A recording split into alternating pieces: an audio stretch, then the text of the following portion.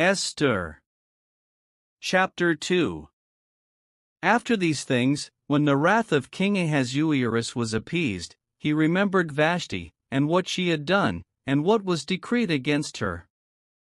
Then said the king's servants that ministered unto him, Let there be fair young virgins sought for the king. And let the king appoint officers in all the provinces of his kingdom, that they may gather together all the fair young virgins unto Shushan the palace, to the house of the women, unto the custody of Hegai the king's chamberlain, keeper of the women, and let their things for purification be given them. And let the maiden which pleaseth the king be queen instead of Vashti. And the thing pleased the king, and he did so. Now in Shushan the palace there was a certain Jew, whose name was Mordecai, the son of Jair, the son of Shimei, the son of Kish, a Benjamite, who had been carried away from Jerusalem with the captivity which had been carried away with Jeconiah king of Judah, whom Nebuchadnezzar the king of Babylon had carried away. And he brought up Hadassah, that is, Esther, his uncle's daughter, for she had neither father nor mother, and the maid was fair and beautiful, whom Mordecai, when her father and mother were dead, took for his own daughter. So it came to pass, when the king's commandment and his decree was heard, and when many maidens were gathered together unto Shushan the palace, to the custody of Hegai, that Esther was brought also unto the king's house, to the custody of Hegai, keeper of the women.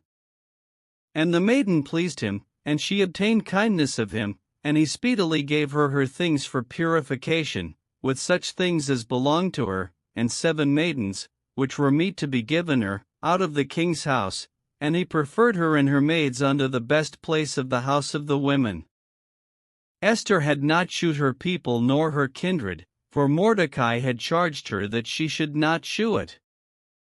And Mordecai walked every day before the court of the women's house, to know how Esther did, and what should become of her.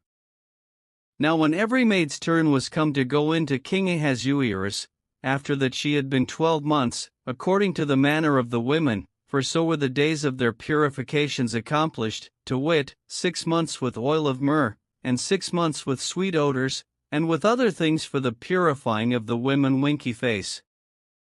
Then thus came every maiden unto the king, whatsoever she desired was given her to go with her out of the house of the women unto the king's house. In the evening she went, and on the morrow she returned into the second house of the women, to the custody of Shashgaz, the king's chamberlain, which kept the concubines. She came in unto the king no more, except the king delighted in her, and that she were called by name.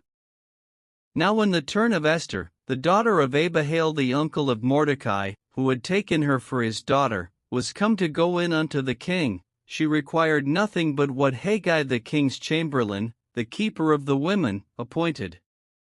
And Esther obtained favor in the sight of all them that looked upon her. So Esther was taken unto King Ahasuerus into his house royal in the 10th month, which is the month Teveth, in the 7th year of his reign. And the king loved Esther above all the women, and she obtained grace and favor in his sight more than all the virgins, so that he set the royal crown upon her head, and made her queen instead of Vashti. Then the king made a great feast unto all his princes and his servants, even Esther's feast, and he made a release to the provinces, and gave gifts, according to the state of the king. And when the virgins were gathered together the second time, then Mordecai sat in the king's gate.